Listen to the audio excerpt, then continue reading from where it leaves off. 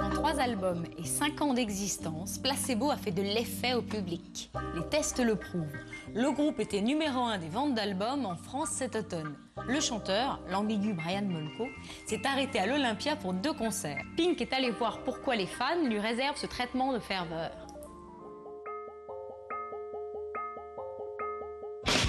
N'ayez pas peur, vous écoutez juste le groupe qui donne envie de retrouver un peu d'espoir et de foi dans le rock, un genre musical qui n'étonne plus personne depuis longtemps. En 5 ans et 3 albums, Placebo, enfant naturel des Cure côté pop et de Sonic Youth côté punk, ont montré qu'on pouvait créer un son inédit même en 2000. On fait les présentations, l'américain Brian Molko pour le chant et la guitare, le suédois Stefan Holsdahl à la basse et l'anglais Steve Hewitt pour la partie batterie. Caméra sous le manteau, Pink est allé juger sur pièce. Les 2000 fans un rien genoux présents à l'Olympia début novembre sont sûrement heureux d'avoir les oreilles qui bourdonnent encore d'un son épuré et surpuissant. En backstage, Brian Molko, qui a grandi au Luxembourg, parle français comme vous et moi et en plus il dit ce qu'il pense. Je savais pas que j'avais des interviews jusqu'à hier. C'est un petit peu chiant pour être honnête avec vous, ouais. Je pense que la grosse réputation de Placebo, le mythe qui a été créé, c'était parce qu'on a toujours été honnête dans les interviews, quand d'autres groupes ne le sont pas. Être dans un groupe rock ou être dans un groupe, ça te donne beaucoup de liberté, ça te donne l'opportunité de rester un adolescent toute ta vie.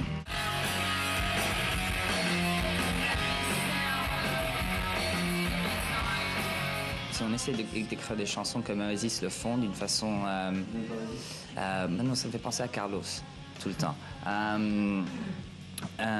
Si on essaie d'écrire des chansons qui sont universelles, on tombe toujours, je pense, dans le cliché. Alors il faut être le plus honnête possible, il faut être le plus personnel possible. Et puisqu'on est tous faits créer les mêmes émotions, c'est comme ça que ça devient universel.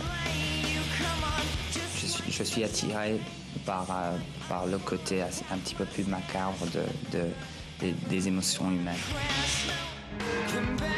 Aujourd'hui, Placebo, c'est plusieurs millions d'albums vendus dans le monde entier, d'une musique aux accords binaires, violente ou très mélodique, et des paroles mêlant amour, sexe, sentiments torturés, ou même mise à bas des États-Unis, tout ça retranscrit par la voix métallique de son chanteur.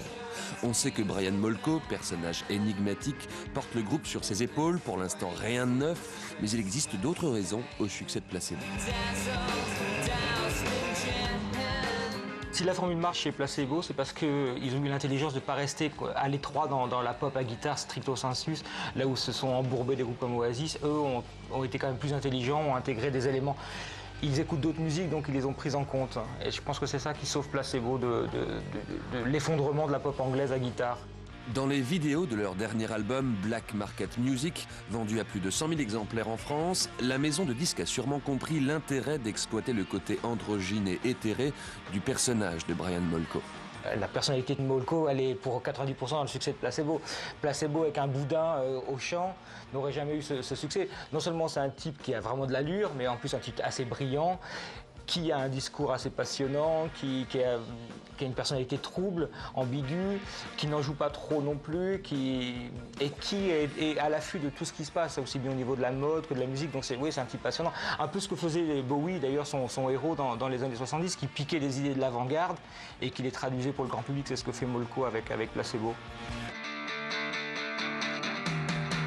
Fan de Bowie peut-être, mais les sources d'inspiration du groupe viennent aussi puiser dans ce que la culture musicale française a fait de meilleur, Jacques Brel. Moi, je suis obsédé avec Jacques Brel. C'est les paroles de Jacques Brel qui ils me font pleurer. J'ai rarement écouté des paroles aussi poétiques et aussi belles et aussi vraies et aussi violentes aussi. Dans 20 ans, j'aurai 48 ans. Alors, je serai probablement chauve et gros. Ouais, comme Louis Chédid, peut-être. Oui, Brian. En France, côté musique, on serait plutôt Prozac que Guronzan, mais pour Placebo, nous, on s'extasie. Just for you, just for you.